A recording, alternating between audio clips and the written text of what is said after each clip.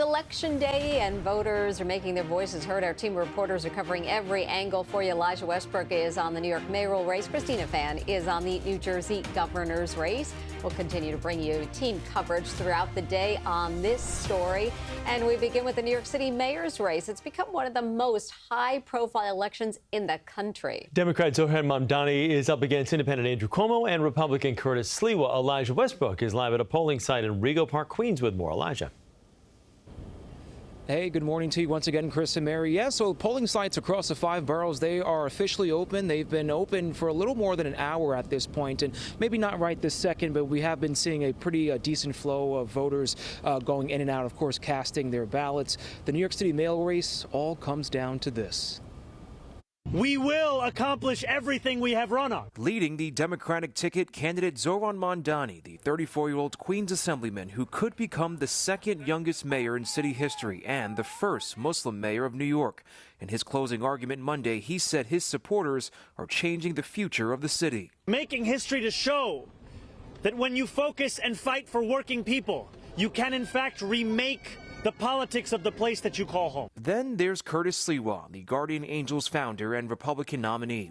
But some members of his own party have not thrown their support behind him, including President Trump.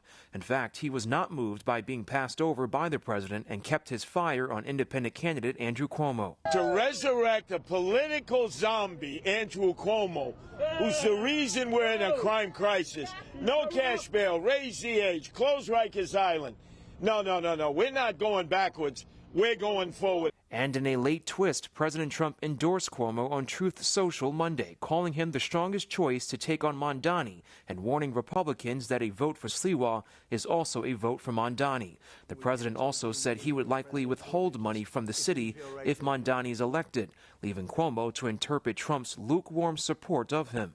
He's not endorsing me. He's opposing Mamdani. Now, President calls him a communist.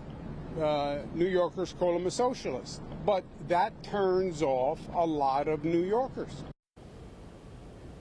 All right, so back out here live. The polls remain open until 9 o'clock tonight. Keep in mind that it's possible we could see some of the early results be announced shortly after that. But officials are saying that some of the final results could take several days as absentee and affidavit ballots are still being counted.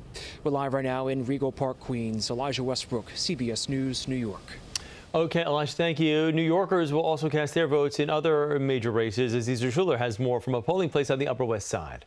Citywide, voters will also pick a public advocate and comptroller, and depending on where you live, you may also decide on borough president, city council members, judges, and other local officials. Now, for public advocate, Democrat Jumaane Williams is looking to keep his seat facing independent Marty Dolan and Republican Gonzalo Duran. The comptroller's race is wide open since Brad Lander is not seeking re-election. 3 candidates are in the running: Democrat Mark Levine, Republican Peter Kafalis, and independent Ismael Malave Perez. Now, for both public advocate and comptroller, there will be a blank section to the right side of the ballot where voters can also decide to write their own choice. On the Upper West Side, Aziza Shuler, CBS News, New York.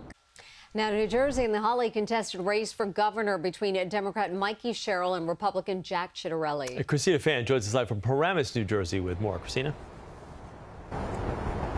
Chris and Mary, good morning. In the campaign's final hours, both candidates are trying to get out different messages to voters.